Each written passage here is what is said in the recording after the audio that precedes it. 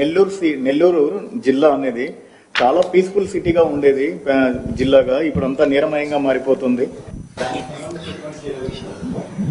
చాలా బాధేస్తుంది నాకు. Nellore one of the most peaceful district.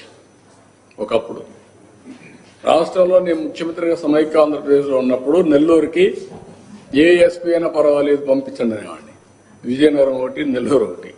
అక్కడ నేరాలే చేయరువాడు. అలాంటి జిల్లాలో ఈసారి లేడీ డాన్స్ కూడా తయారైపోయారు.